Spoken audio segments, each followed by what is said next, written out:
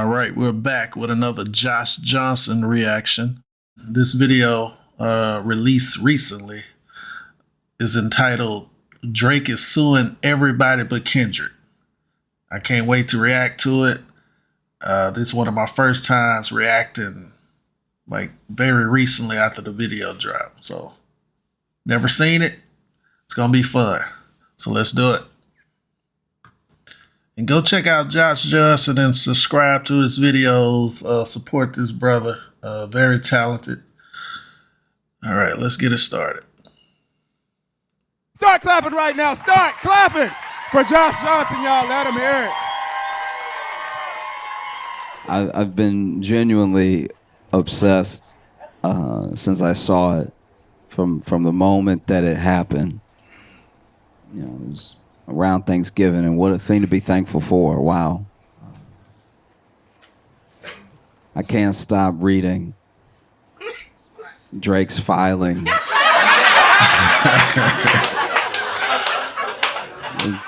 Drake's court filing. Suing UMG. I mean, Drake suing UMG, Spotify, I think iHeartRadio, yeah. Like, he's suing everybody but Kendrick. Like,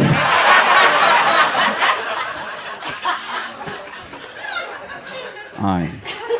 In case you don't know, because I don't expect everybody to just know everything I'm talking about all the time. In case you don't know, Kendrick Lamar is a rapper. He's a phenomenal rapper. You know, some are saying the best to ever do it, right? There are a lot of people that, yeah, except Drake, yeah. Kendrick Lamar is absolutely killing it right now, and he was in a beef with Drake. Now, if you don't know, Drake was a rapper.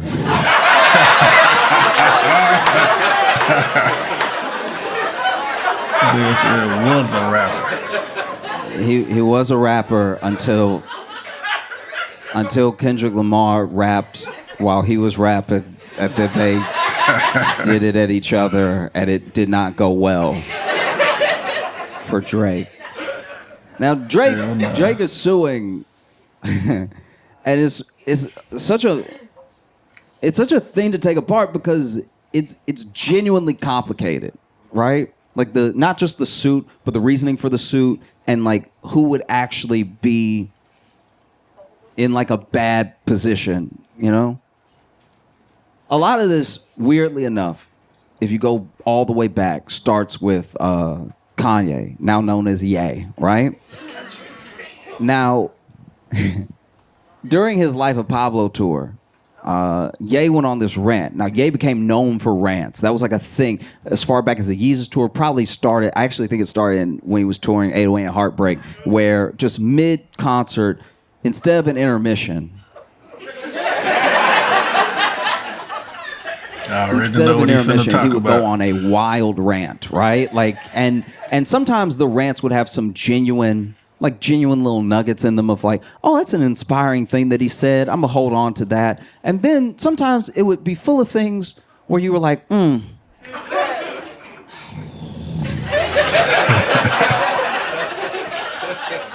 does he know?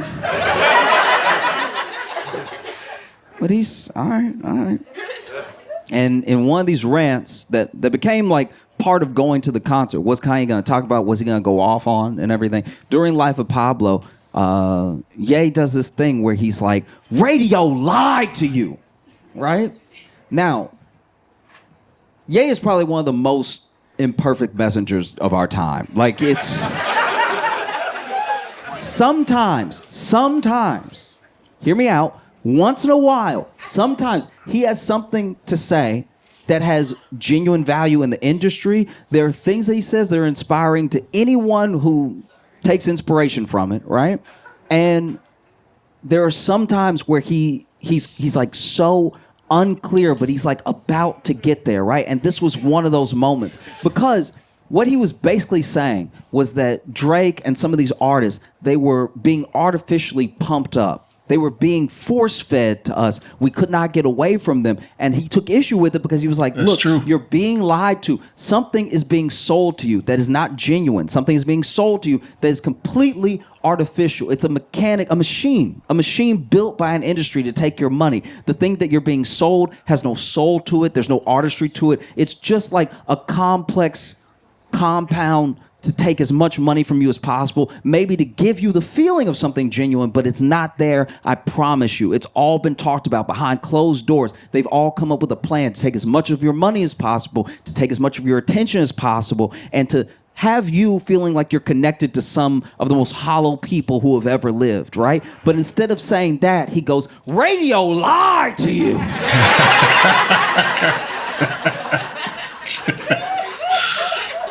So understandably, in the moment, people didn't quite understand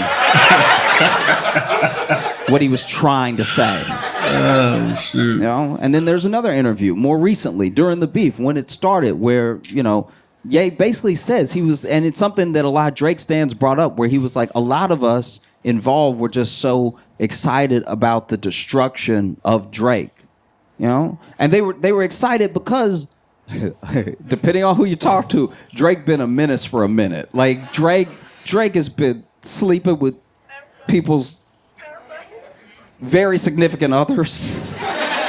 You know, he's been doing like shady stuff. There's people who've worked on projects with Drake, and then he went ahead and even though he worked on the project with them and was happy to collab and everything, releases a project that's kind of like theirs right before, just to. There's things he's being accused of that are like, none of it is illegal, but a lot of it is terrible, right? Yeah. And so, you know, Ye had his own issue with him, Drake, Kardashians, all that stuff. And so he was like, what people don't understand about Drake is that he has a rich baby daddy named Lucian. And Lucian was the top of UMG. And so now at the top of UMG, you have someone pushing Drake nonstop. And if you heard... Lucian sounds just like another name I don't want to say on here. That's a hell of a name. But yeah, Drake is part of that machine, and he's suing his record label for something he is claiming that they did for another artist that they probably been doing for him his whole career. Boosting the numbers, boosting radio play, payola. I mean, there's no other way to explain the gravitation to people to his music other than it being shoved down their throats. Never been a fan, but this lawsuit is hilarious though. But I love to get this comedian's take on it because this guy's funny. But Scorpion, I don't know how you missed it, but it was the most pushed album maybe of all time. Basically, if you got on Spotify, there were people that sued Spotify because they were like, everywhere I go is Drake. I can't click away from Drake. He's coming up on playlists that have nothing to do with him just to push Drake. You will literally type in, look, I'm looking for like a little gym bob to get like some exercise too, but I really want it to be mellow, like a little Regina Spektor or something like that, but a little bit more tempo than like a Regina Spektor. And then Spotify would be like, do you mean Drake and braids? Like, you know, you'd be like, even I want some hard music. rock, like something classic, something that is maybe like hair metal, you know, like some of that glam punk to it and everything. And then Spotify would be like, do you mean Drake making a mean face?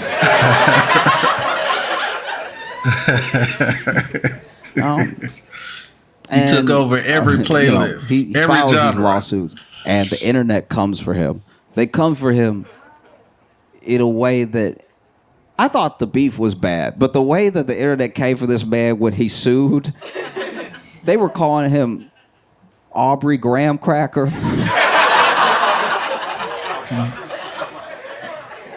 They were quoting lyrics from him.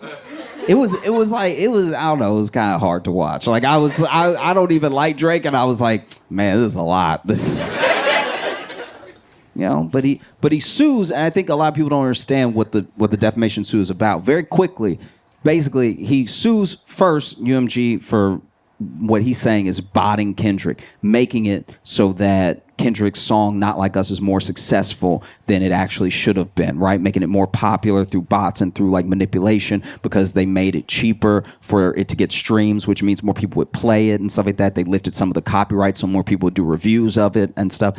And then he sues for defamation, right? And the defamation is still, once again, this is a even the thing with lifting the copyright so YouTubers can react to it. Drake is saying that Kendrick did that and UMG allowed it. He did the same thing.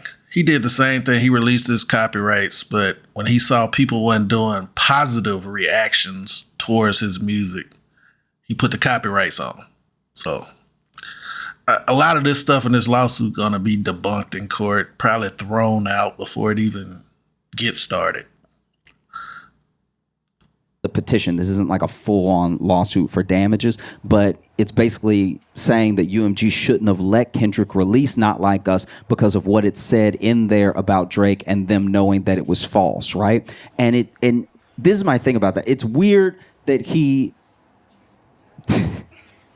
that he sued for Not Like Us but not Meet the Grams, which was so much worse. If you don't know, there's a song called Meet the Grams where like Kendrick talked to his whole family, talked to his son. It was everyone. That's defamation. I felt like he was defamed, as in less famous right then. Like it's kind of wild, you know? But here's the thing. This is why some people are on Drake's side. And I'm not just talking about Drake's stance, right? What he is alleging is that basically UMG, who he's been in this contract with, he got a $400 million contract from them in the earlier part of the 2020s, right? And he made the money back so fast, they start renegotiating again. And if you make $400 million back quickly, they probably gonna need to pay you $600, maybe $800, who knows? And that $400 million contract was the biggest contract in music history, right? And so now he's taking these people to task in a way and at a time that is scary for the music industry. You know, music industry is losing market share day by day. I'm a firm believer that no matter what music you like, I don't care what it is, I don't care what genre, you personally, you have not met your favorite artist yet. That's true. You haven't met your favorite artist at all. You have to keep listening. You have to keep looking. Your favorite artist is out there, and they're trying to get to you, but there's a machine in the way, right? And so the same machine that built Drake up is the machine that is genuinely in the way of artists who are trying to get to you to be your favorite. Because you already have this connection. You just haven't heard their music yet, but it's coming. Right? You just have to keep looking. And it's hard to look right now because of basically what Drake is alleging, that UMG, some of these big ones, they use payola, they use all these things to make sure that their artists are the only artists that you hear, so that your favorite is the best of what's been presented to you, right? Yeah, been drowned out. And it's a tough thing because to call UMG out for it, for Kendrick, without acknowledging that it Like you know because you were. Yeah, I mean, like that's a tough one. That's yeah, I mean, that would be like somebody at Goldman Sachs being like, they stealing all your money. Like, yeah, okay, all right, I believe you, but weren't you an executive? Yeah, but I'm suing because they stole from me too. They have no scruples at all. They'll steal from anybody. This is unacceptable.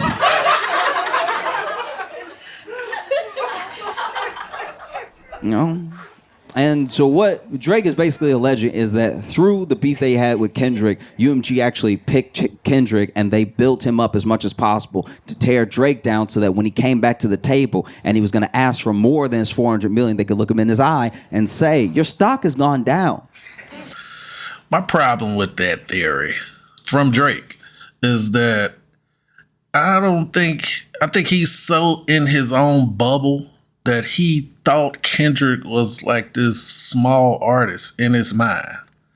Yeah, Drake has a lot of numbers because of this possible payola and being pushed by this algorithm. And so he does huge numbers, but that doesn't mean that Kendrick is a small artist. Kendrick has I don't even like to bring it up, but Kendrick is a better rapper. Like his words are better. His bars are better. Drake might have more material. That don't mean it's better because it's more. Kendrick put out an album about every 2 to 4 years, and I think he approaches it from quality over quantity. And people literally dissect this man's lyrics. You have colleges that teach courses on Kendrick's lyrics. Like he's a masterful lyricist. So I think Drake was just so, surrounded by people and just within his own bubble that he didn't even want to realize how big of a star Kendrick is, which is crazy. You're not what you used to be. You can't sell the same tickets. You don't get the same streams. How about we give you $350? And it's a lot. It's not the same. It's not the same at all. But it's something similar. I see a lot of what is happening with Drake right now, at least in regards with UMG.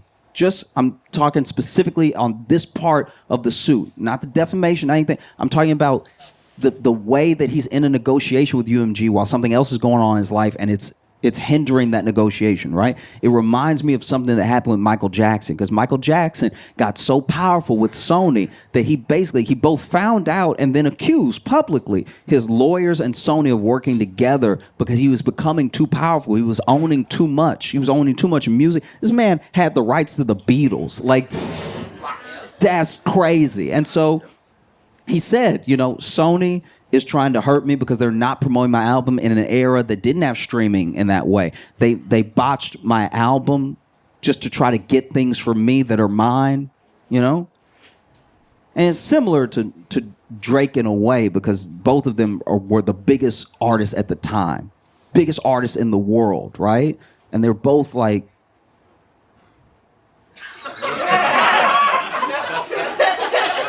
just hear me out. They were both.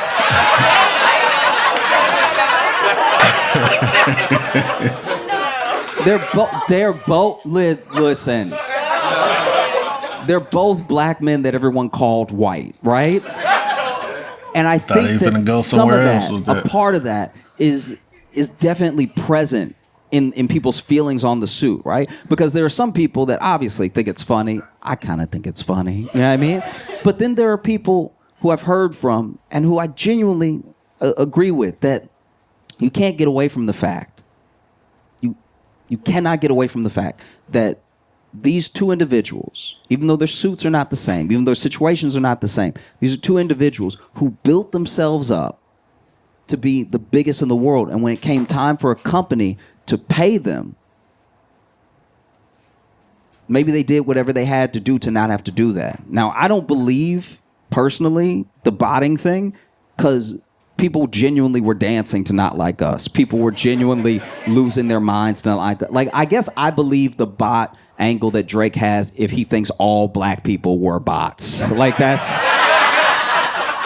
kind of what it would take. You know bots. You know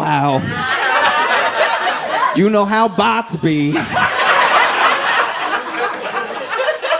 And look, when it comes to the bot thing, I'm not gonna lie to you. I've done a version of what Drake is doing in my head, just personally, because bots are all around us, and they're actually one of the reasons we fight so much. You think that everyone disagrees with you online. I'm not saying everyone agrees, but not everyone has the vitriol waiting for you, that it feels like it. We found that a lot of some of the nastiest things that get said online are bots from other countries just to stir people up. And the bot has no investment in whether or not you actually get outraged, but it's just rage bait that's literally made to whether it's to keep you on an app or to distract you. Bots are everywhere, right? And I sometimes take that to my emotional advantage. Like if I get into an argument with somebody online and they make a good point, I'm like, that's a damn bot right there.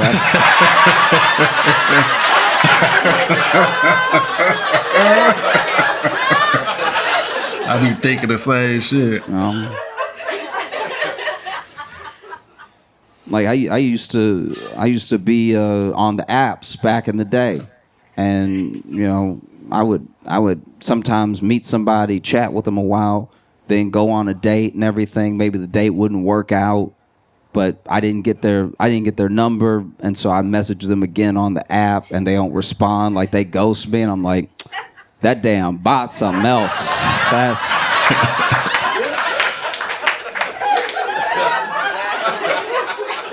These bots are out here wilding, right? Like, you know.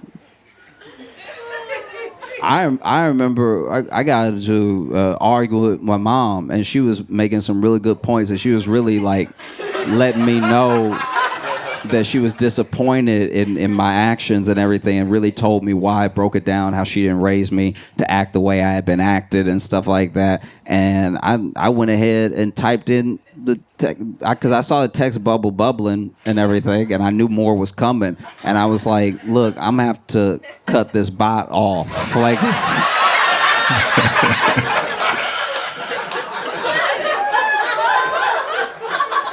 Don't have time for bots. It's a bot when it ain't saying something. It's a good tactic to take. Going the way you want it to go. Not going the way you want, call it a bot.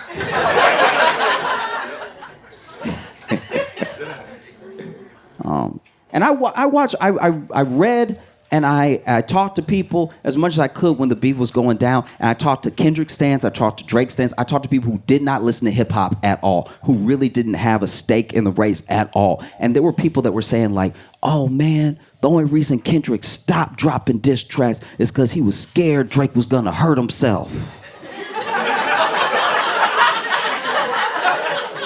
Then I talked to people that were like, no, Drake dropped last, so the ball is in Kendrick's court, right? I heard delusional takes, I heard erratic takes, I heard takes that were just sort of blah, whatever. It's two grown men rhyming at each other, I don't care. Like, I heard it all. What I did not hear from Drake stans or hip-hop fans at all, the entire beef was, he should sue.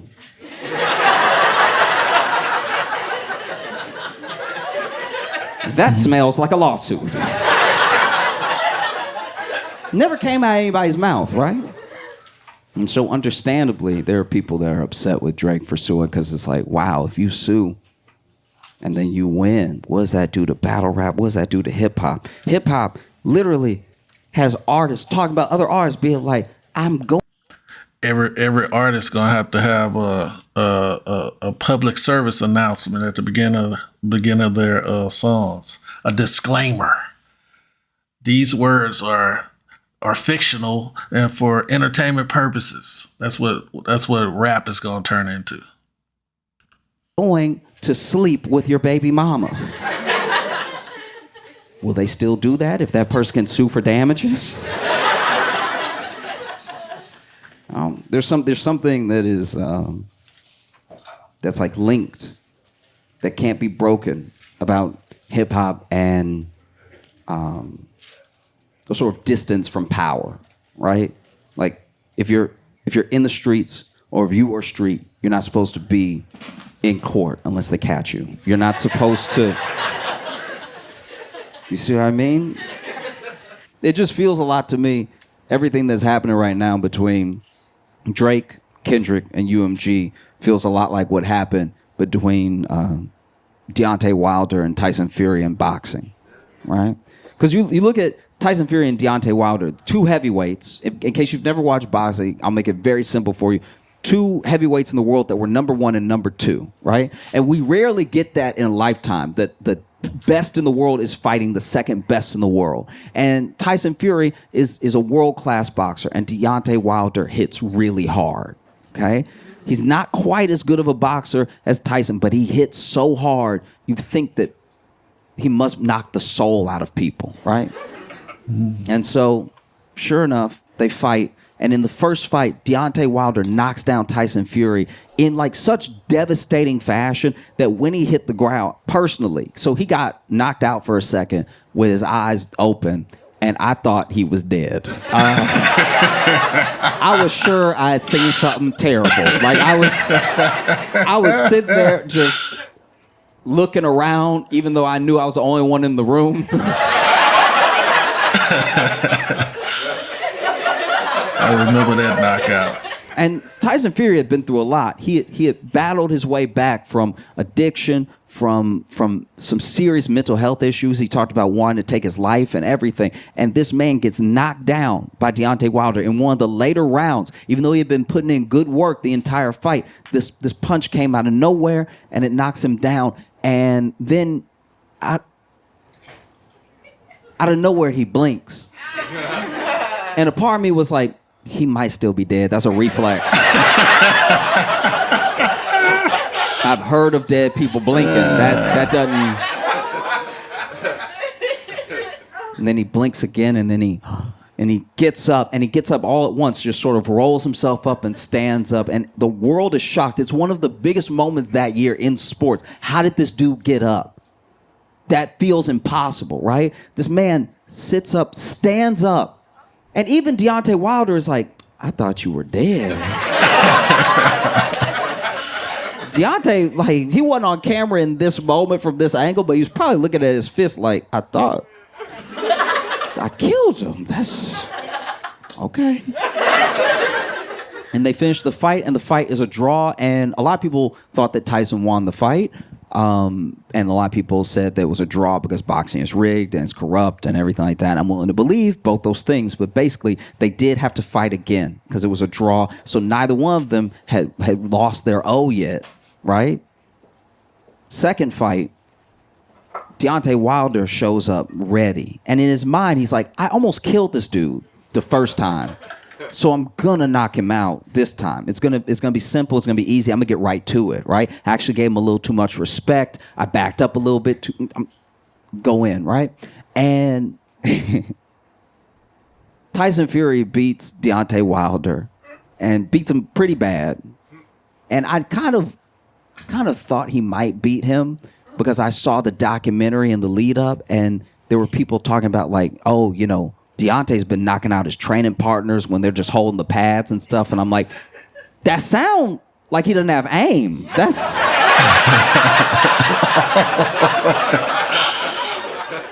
You know what I mean? Like, I'm not a boxer, but if somebody holding the pad here and you knock that man out, you missed. He gonna tie this back to Kendrick and Drake soon.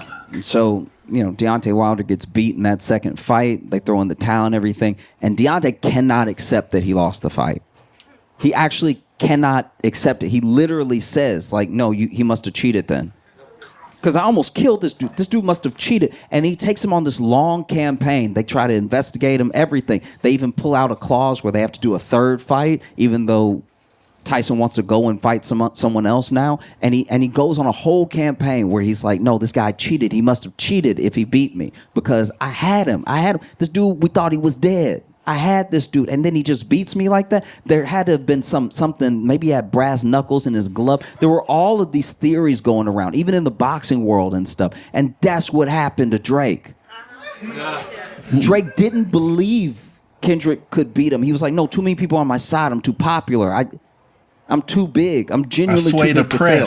He thought, even though he was going into contract renegotiations with UMG, let me go ahead and have the sparring session with Kendrick. Number one, number two, going at it. It's going to get a ton of buzz. And then after I beat this dude, I'll be able to come to the table and be like, pay me my $800 million. Because I just took out supposedly the best rapper, right? And then it didn't happen that way. And so now he's saying, you must have cheated. There's no way, you know? And this is a genuine mistake. Because now, if this actually follows all the way through and goes from a petition into a lawsuit, Not Like Us is going to go into public court records. A stenographer is going to have to type out the lyrics to Not Like Us. Say, Drake. I don't think he thought it through. I don't think he Do you know did what I mean? neither. Because, and this, look, maybe this is me being a hater. This is me making some assumptions. I'm just throwing it out there. This is what I think. I think genuinely that Drake's lawyer is definitely white.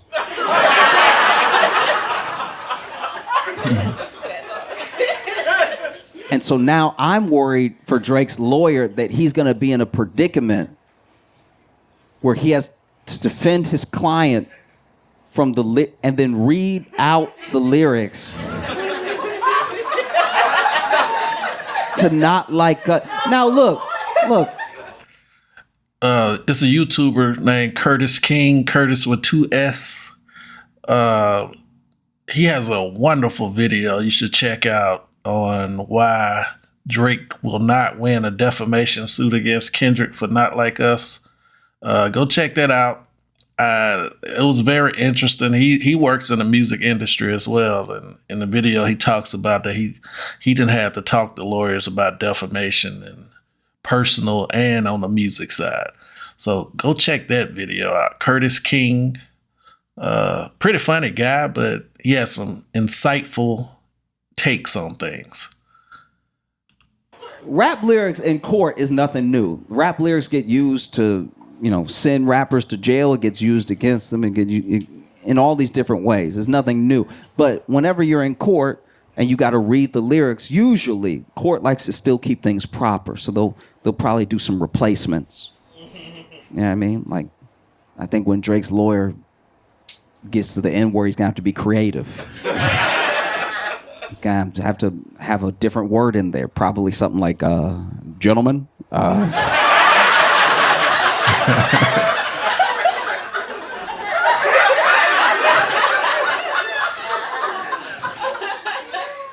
He's going to be standing there having to read the lyrics to make his point. He's going to be standing in front of maybe a jury. Who knows, right? He's standing there.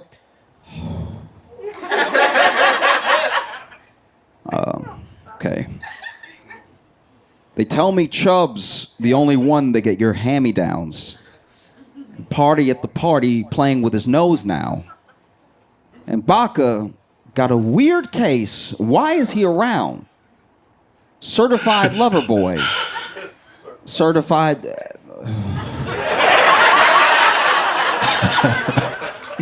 Your Honor.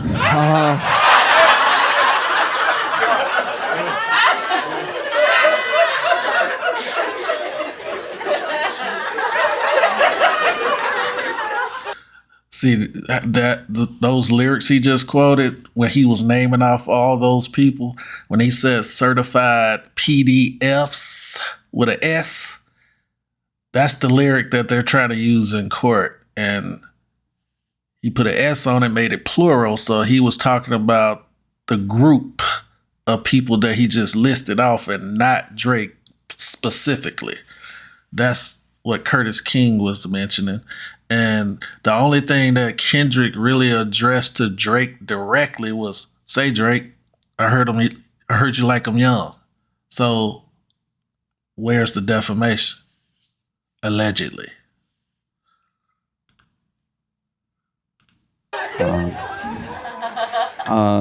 Wop, wop, wop, wop, wop.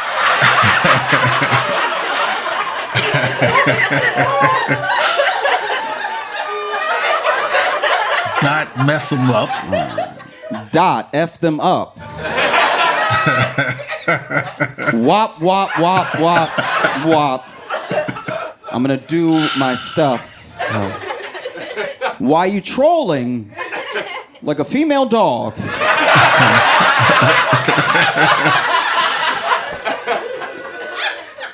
Ain't you tired trying to strike a chord? And that's a lot of O's. And it's probably A. I mean, I'll try. A. He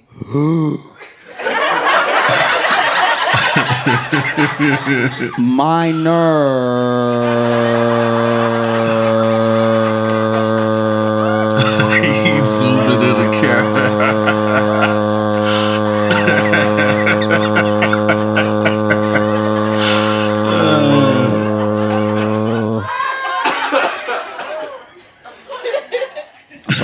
Do one quick correction here. They're missing apostrophe R-E here.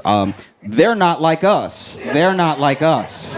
They're not... Actually, I'll just take away the contract. They are not like us.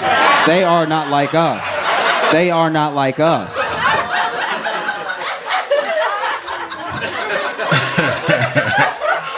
No. It's brutal. It's absolutely brutal, you know? And I'm torn because there's things in this suit that if it goes through, if they can prove that UMG and even some of the other big labels are still using payola, maybe they have to do such a big payout that they make it not worth it to do it again. You know, that's a genuine hope that I have. Or maybe the government can look at these labels, look how much power they have, and it's unlikely, but break them up a bit. Right? They're already losing market share with us, the people. They already don't have the power that they used to have. Right? No matter how much they push, no matter how much they repeat, sometimes it just doesn't work. Because we know they're doing it, by the way. We already know they're doing it because we know when we look at charts and they're like, this is the top artist. And we're like, who? See, the thing about streaming is you got the record labels and these streaming companies. They get to decide what the dollar is worth in their industry. I don't know if a lot of people know that to get an album sale in streaming, you have to stream one song for 1,250 times for just low end, or 1,500 times to sell one album. So for me to essentially give the artist an album sale, I would have to stream one song 1,200 times. Instead, for artists I like, I purchase the album. Then I stream from there. I mean, so when you purchase the album for $9.99, that's one album sale. But streaming is totally different. It's an arbitrary number made up by the record labels and the streaming companies. They work together. The streaming companies pay the record labels 70% of all profit they make, and the artist gets minuscule amount of that. So it's a losing game for the artists. Only people winning are the streaming companies and the record labels. And it's disgusting. But that's how it's been since around about 2015, somewhere in there. That's when everything changed. Because artists like Michael Jackson, he sold physical copies. So if you bought a Michael Jackson album, that was one album sale. Very easier to calculate. And that's why, like, first week numbers, people put too much emphasis on that. That has changed a lot. Like now, first week numbers, a great first week numbers is 300,000. 95 up until the streaming era started, artists were selling 2 million copies, 1 million copies on first week sales because they were selling physical copies. And it wasn't all this calculation involved in it. So, yeah, it's crazy how it works now. The artists lose. I've never heard of this person at all. Do you, I guess. So if the structure came tumbling down, that would help the little guy, the new artist. The artist has been trying this whole time to break through. Reminds me of the story of Samson, right? Make it very short. Samson was very strong, loses his strength, and then becomes enslaved by the Philistines. And then while he's between two pillars, he begs God, give me my strength back. Give me my strength back so I can take revenge on the Philistines. And God gives him his strength back just for that little bit of time, just for that time that it took to push the pillars, crack them, break it down, and bring it down on him and the Philistines. And I think that's what could be happening here. Because I don't know how Drake moves on from this at all, whether he wins or he loses.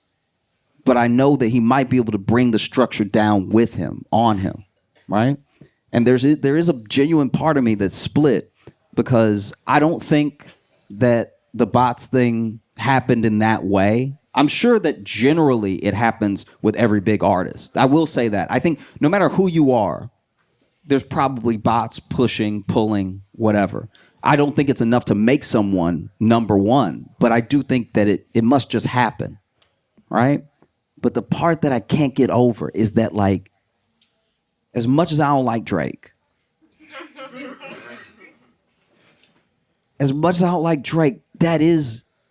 That's a black man trying to get paid what he's worth. You know, he made that money back for them. They should pay him. They do owe him. And I don't think they used Kendrick. I think Kendrick is not only an incredible artist, but he was at the right place at the right time. I think if this beef had happened in any other time, maybe it wouldn't have gone the way that it went. I think Kendrick is smart with his timing. He's obviously brilliant with his music. And I think that he knew this is it, right? You speak on me, I speak on you. But even Kendrick said in Euphoria, still love when you see success, right? His rival, this person he can't stand. So even Kendrick, to some degree, probably thinks, I hate you. Don't get me wrong. If you fail right now, that'd be hilarious. Like, I hate you. But also, you made them that money. You know? Because there's no real proof, which I think actually hurts Drake's case. There's no real proof that he is not going to make a comeback because he's still one of the number one trending artists without releasing an album this year, even as he lost all that stock. And the stock he can get back quickly. I'll tell you how. I don't know if he'll be able to do it, but all he has to do is be like, y'all, look, y'all, could be an Instagram story. He loves that. Instagram story where he comes to us, the people, and he just says, look, y'all, all right, maybe this isn't the way. He got me. All right, I got God. But you know what? I got something for you, my fans. I have new music coming, and I hope you love it. That's it. Let it go. You know what I mean? You got God. This stuff is way weirder. You're clearly spinning out. If anything, it makes me more afraid of Kendrick because you gotta remember first lines of Euphoria. Superpowers getting neutralized. Famous actor once knew he's looking paranoid. Now he's spiraling. Who lets you sue as a rapper? You gotta be spiraling to do it. That's like being a bona fide gangster and getting shot and then being like, police!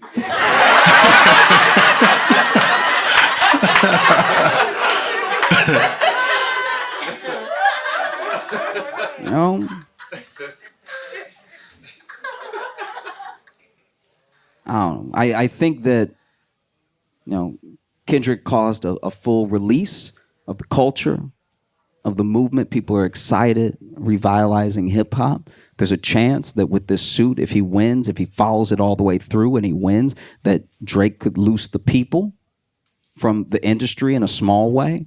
And there's a chance that you could get to meet your favorite artist. You know?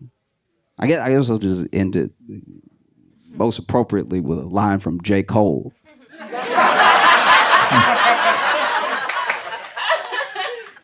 I love to see a black man get paid.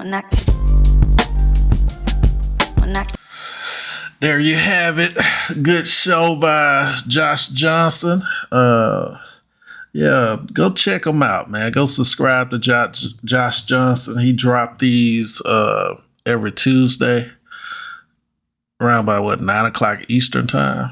Check him out. Funny guy. Good set tonight.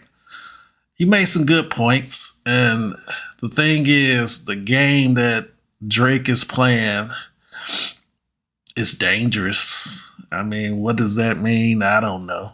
I mean, because you got to look at who runs the music industry. I mean, you can look up that on your own.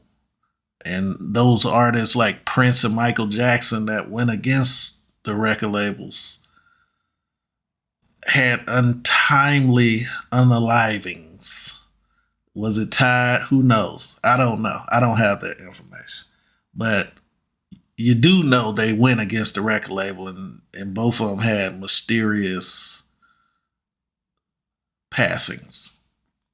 So it's a tricky game, but and allegedly Drake might be that whistleblower. And from my understanding, like just being a whistleblower against the system, and how would you be a whistleblower if you didn't know how it worked because you benefited from it? I said that earlier. But the whistleblower, if the federal government steps in and makes UMG or the record industry pay money for the payola after looking into it. The whistleblower gets 20 to 30% of all money that the government takes. So that could be the whole play. Who knows? But anyway, go check out Josh Johnson. I'm Frank White. If you like the video, like, share, and subscribe. And I will be back again to drop some more. I took like a week or two off. It's a lot going on in the culture, but a lot of the stuff I don't really want to make videos about. I don't want to get into the gossip and speculation, really. I mean, there's some great YouTubers out there covering some of that stuff, so there's no need for me to kind of jump in on that. But I will be dropping some more original content as well. So hang in there, support me, and until next time, peace.